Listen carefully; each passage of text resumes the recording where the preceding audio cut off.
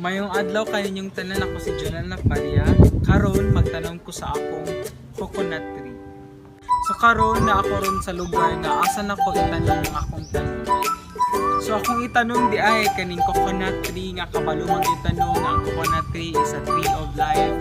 So mo ni akong gipili nga itanong.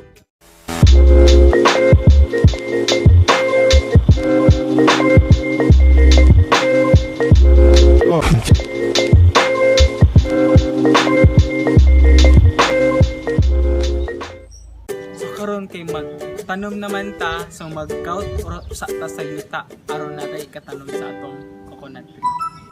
So kawa man tay guna, mo gamit tag dakong kutsilyo nga atong idungkal diri sa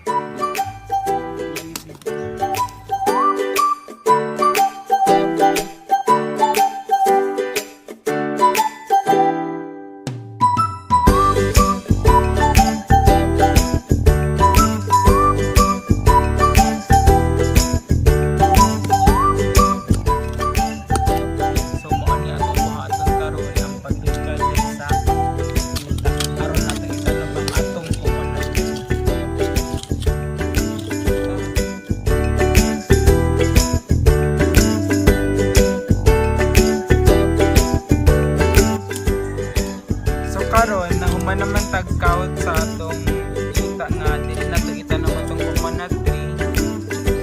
So mo ni ang kalawon sa atong yuta nga itong-count na. So karon human naman atong count ang yuta kani ato na ni itanong atong coconut tree.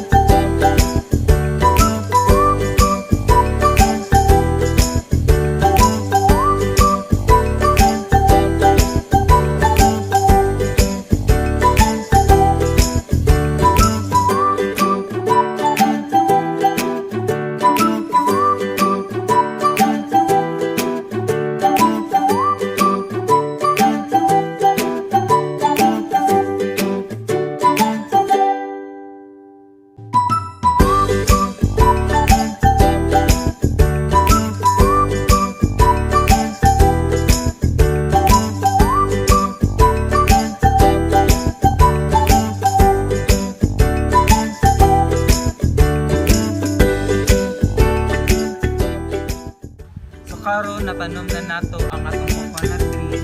So estimated lang kapasok sa coconut tree mga nasa 15 to 20 inches ata ni siya. And then there are kinalay murag tulo or duha ka leaves nga gaan kasama siya. So mo ni ang atong coconut tree. So karon natanom naman nato ni siya. So this will be the final touches sa atong tanong karon nga coconut tree.